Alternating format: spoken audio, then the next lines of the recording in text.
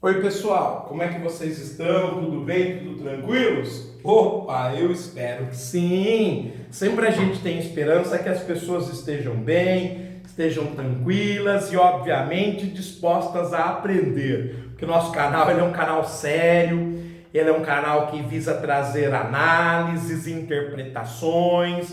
Obviamente a gente não quer ser absoluto de forma nenhuma. Tanto que nós estamos num espaço plural e democrático, e o que mais nós fazemos aqui é trazer fontes diversas, com posições, com pertinências bem opostas, para que você sim possa se decidir sobre a análise. E eu, obviamente, ao analisar, dou o ponto de vista oficial do canal Geomasa, do jornal Geomasa. Mas nós estávamos fazendo um segundo jornal no dia, analisando talvez o fato internacional mais importante deste ano, que está deixando de cabelo em pé até pessoas calvas como eu, porque a situação entre os Estados Unidos e a China, como nós estamos percebendo e começamos na reportagem de ontem, ela repercute, no mundo todo. Então todo mundo está sentindo a consequência. Para nós é um cenário muito desfavorável. São dois grandes parceiros comerciais, os seus dois mercados nos interessa demais. Então a gente precisa dos dois países e prefere que eles estejam em paz e não pedindo para que os parceiros decidam que lado eles devem tomar. Bom, mas vamos lá, depois dessa introdução, lembrando que trata-se da revista Exame, edição 1186. A reportagem foi assinada pela Carla Aranha e chama A Disputa Só Começou. Vamos lá? Nos últimos anos, o presidente Xi Jinping vem deixando claro que segue firme e forte no propósito de tornar a China a maior economia do mundo em 2030. Pois é, gente, há controvérsias. Por nossa principal fonte de análise internacional, que é o The World Almanac, eu que já estou com a edição de 2019, que adquiro ela todo início de ano, renovo ela ano a ano para poder dar informações a vocês. A gente já viu que isso aconteceu em 2017, obviamente falando no PIB. Hoje o PIB chinês é superior ao norte-americano em 4 trilhões de dólares. O PIB da China é de 23 trilhões, o dos Estados Unidos é de 19 trilhões de dólares. São as duas maiores economias do planeta, produzem praticamente 1/3 de todos os recursos financeiros, técnicos e materiais do mundo. Bom, com uma intensa política de subsídios e, segundo os líderes ocidentais, diretrizes obscuras sobre propriedade intelectual e combate à pirataria. Deixa eu rir um pouco aqui, gente. Deixa eu rir um pouco. Como é que o Ocidente pode acusar a China de intensa política de subsídios? Meus caros, a China é um país socialista. O grande gerenciador da economia é o Estado. O que é estranho e o que vocês devem estranhar é uma empresa chinesa ser de capital privado. Isso é estranho. E vocês estão se incomodando exatamente com as empresas de capital privado. Se ela tem subsídio do governo, isso é a base do socialismo. Na verdade, ela deveria ser 100% estatal. Então, até na reivindicação de vocês, mostra que vocês não estudam, não tem fundamento, não tem argumento, só que a gente lê analiticamente, amiguinho. Nós não lemos passivamente, tentando achar um lado. Nós lemos criticamente. E isto é uma bobagem. É uma bobagem. Essas questões são muito mais relevantes para o governo americano do que a balança comercial, que não chega a ser um problema econômico tão grave. Então, Estados Unidos, você está brigando por uma coisa que não tem sentido. Você não pode acusar a China de estar dando subsídio aos Estados Unidos. É um país socialista, não é um país capitalista. Quem dá subsídio, isenção fiscal e que está prejudicando o povo brasileiro é o governo brasileiro. É ele que faz isso. Você também faz isso, subsidiar os seus agricultores, por exemplo. Inclusive quanto o Brasil. Mas a China você não pode alegar isso porque é um país socialista. A economia deveria ser 100% estatal, 100% subsidiada. Como é que você quer exigir que a China seja capitalista? Ei, velho, vai estudar. Diz Gregory Daco, economista-chefe da consultoria britânica Oxford Economics. E por que a revista Exame traz isso? Para dar sofisticação a um argumento errado. Nós nem sabemos se isso procede, se ele falou exatamente desse jeito. Então é isso que se chama distorcer, enviesar. Bom, de fato a economia americana vai bem. No primeiro trimestre deste ano, o crescimento de 3,2% foi acima do esperado, com a criação de quase 200 mil postos de trabalho e consumo em alta. Por que você está brigando com a China? Me fala. É medo, é preocupação, você está bem, está estruturado. Só não está mais por causa dessa guerra idiota. Os Estados Unidos não querem ser solapados pela China na geopolítica e no comércio mundial, afirma Daco. Opa! Agora eu comecei a ver um pouco de verdade. Os Estados Unidos está sacaneando a China porque ele está com inveja e medo que ele seja solapado pela China na geopolítica e no comércio mundial. Estados Unidos, como diz o título, a disputa só começou. Essa você já perdeu. Eu já falei a edição passada. Essa você já perdeu. O mesmo gosto amargo da derrota militar que você sentiu no Vietnã, você vai sentir na China. Só que na China, em proporções muito maiores. É melhor você tomar juízo, se adaptar, antes que o veneno seja mais amargo. Como aconteceu no Vietnã. Você já tem isso na sua história. Há também motivações políticas de ambos os lados. Caso Trump consiga vencer essa briga, ele poderá chegar mais perto de um segundo mandato na Casa Branca. Agora a reportagem está ficando mais clara. Como não há um outro motivo para ele despertar o nacionalismo, e ele tem um medo danado que os democratas elejam seu candidato Barack Obama e ele perca para o Barack Obama, que ele na mídia mandou bancar a mídia dizendo que foi o pior presidente da história dos Estados Unidos. Pois é, Donald Trump, você sabia que você teria quebrado na crise da bolsa imobiliária, ou melhor, na crise da bolha imobiliária que explodiu em 2008, você que é do ramo imobiliário, se o Barack Obama que você critica não bancasse que os bancos e o sistema financeiro não quebrasse, você sabia disso, não é?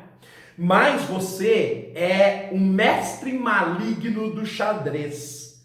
Até encontrar um adversário à sua altura, que é o Xi Jinping. Muito bem.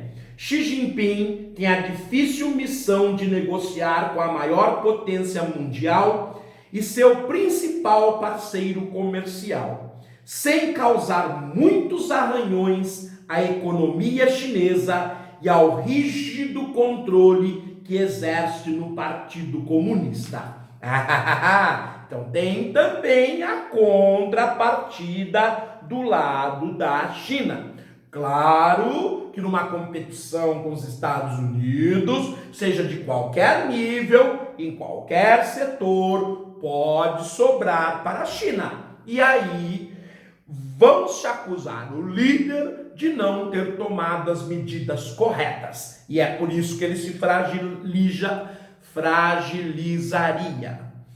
Desde que assumiu o poder em 2013, Xi Jinping alterou a Constituição para permanecer no cargo por tempo indefinido e aumentou a censura às críticas à sua gestão. Calma lá, não foi o Xi Jinping que fez a mudança na Constituição, foi o Partido Comunista da China. Vocês sabem que os líderes anteriores, a partir de Jiang Zemin, em 1997, tem que governar a China num mandato de 5 anos. É o período de governo deles, 5 anos. Mas eles sempre garantem uma renovação para um segundo período de governo. Então eles fazem 2 governos de 5 anos.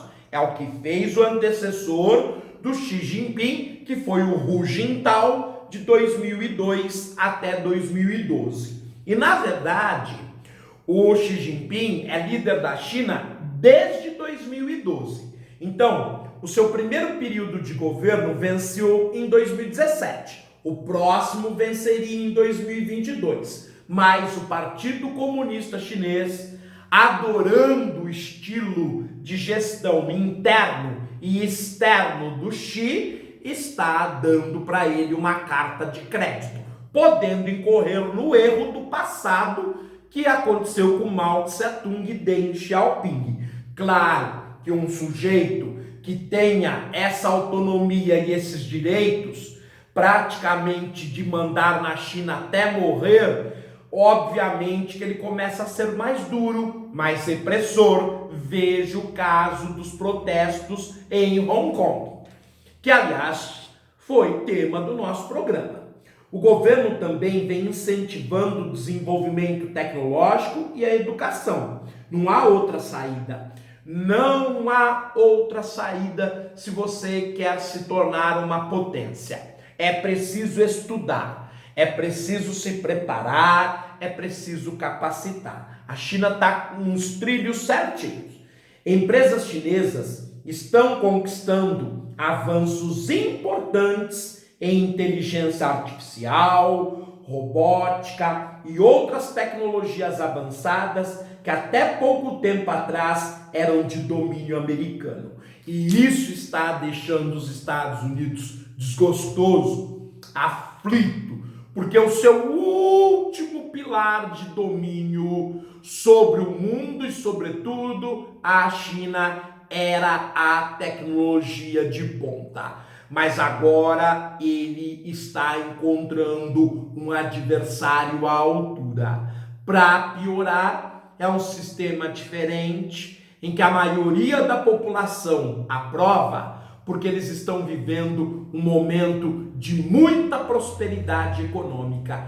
E aí, meu irmão, aí não importa a ideologia do governo.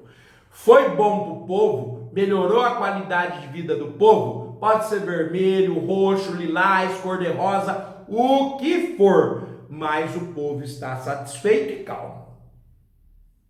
Trump anunciou que deve impor restrições para a venda de chips à indústria de tecnologia chinesa, a exemplo do que fez com a empresa de telecomunicações Huawei, que foi proibida de trabalhar com parceiras americanas. Mas sabe o que vai acontecer, Estados Unidos? O que vai acontecer é que a China vai desenvolver com outros parceiros, como, por exemplo, com a inédita parceria com a tecnologia russa.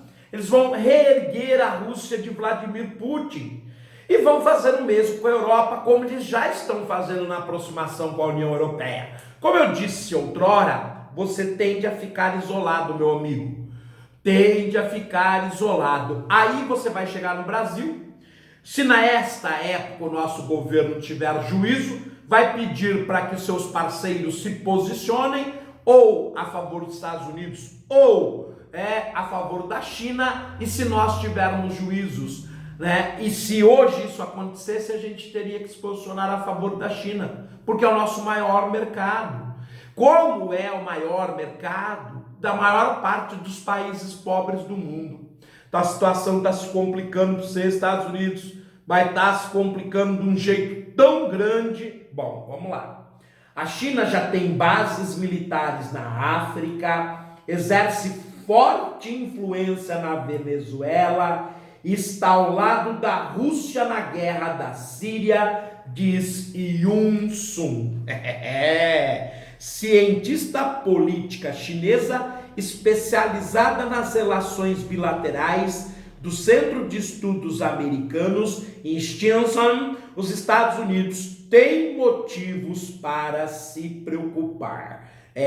Estados Unidos, a bacia de óleo tá fervendo, irmão. Pula enquanto é tempo, porque os chineses não estão de brincadeira. O custo dessa briga deve ser alto. Segundo o Fundo Monetário Internacional, deve perder fôlego neste ano, com um crescimento de pouco mais de 3%, após um crescimento de 3,6% em 2018. Quer dizer, já os Estados Unidos está sentindo. O Trump vai até o fim de 2020. Não sei não, quem sabe? O último ano de governo, que é o ano da eleição, o senhor perca fôlego insistindo nessa pataquada com a China.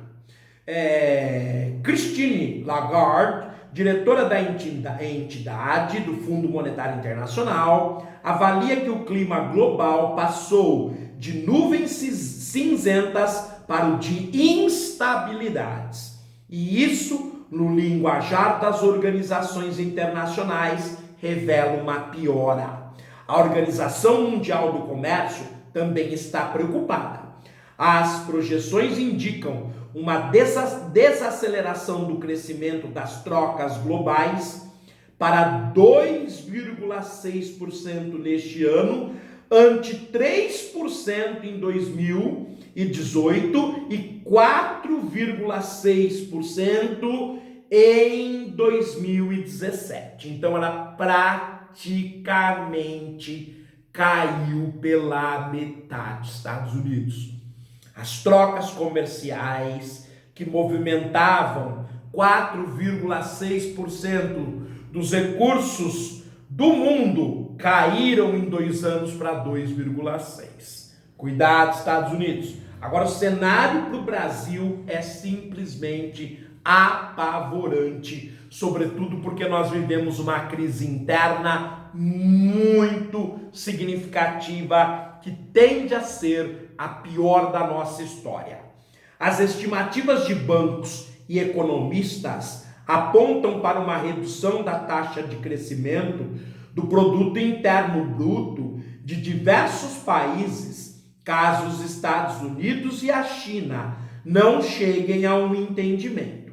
Até o Brasil, pouco integrado às cadeias mundiais de suprimentos, seria afetado. Nosso comércio, gente, ele não representa nem 1% do comércio mundial. Nós perdemos, inclusive, a colocação recentemente para o Vietnã, que não dá nem para comparar com a nossa economia, mas em termos de capacidade de leitura do mercado, nós somos um desastre. De acordo com projeções do Banco Itaú Unibanco, a expansão econômica esperada para este ano, que já é pequena, poderia sofrer um revés de até 0,2 ponto percentual com a redução do comércio global causada pela guerra tarifária. Na verdade, gente, eu vou ser obrigado a discordar um pouco do Itaú Unibanco. Sabe por quê? Porque ele está querendo dar desculpa da incompetência dos nossos setores administrativos, econômicos e jogando na guerra comercial. Claro que ela vai afetar. Mas o meu modesto e microjornal, em fevereiro, quando nós começamos, falamos isso. Aliás, a nossa projeção era de crescimento, se houvesse, de 1%. Esses economistas falavam em até 4%. Agora, vendo as mudanças, falam que haverá uma redução de até 0,2% no PIB. Mas, pela ineficiência, pela inércia, talvez esse prejuízo seja muito maior. Com uma demanda mundial menor por commodities e outros produtos, o Brasil passa a vender menos minério de ferro, que perdeu 75% do seu valor em 6 anos. Não é só diminuir a produção, mas houve uma perda no valor, e outros itens importantes da pauta de exportações brasileiras, diz Roberto Prado, economista do Itaú Unibanco. O mercado prefere nem pensar numa escala com as tarifas de 25%, atingindo todos os produtos chineses importados pelos Estados Unidos, que somam 600 bilhões de dólares por ano. Nesse caso, teríamos de rever a estimativa, pois o impacto negativo certamente seria maior, afirma Prado. Então, essa guerra comercial tende a fechar mercados. Em fechando mercados, as nossas exportações vão ter um prejuízo grande e isso vai afetar o nosso desenvolvimento econômico. Eu vou ficando por aqui, deixando mais uma parte para o terceiro programa. Logo na sequência, a gente vai continuar a falar da Guerra Fria Tecnológica, na exame seguinte, a edição 1187. Mas, pessoal, a gente vai ficar por aqui, porque a gente já fez uma edição hoje longa, detalhada, de mais de meia hora, e a gente para por aqui com mais de 20 minutos sobre a guerra comercial entre os Estados Unidos e a China. Fiquem bem, tudo de bom para vocês, até uma próxima oportunidade.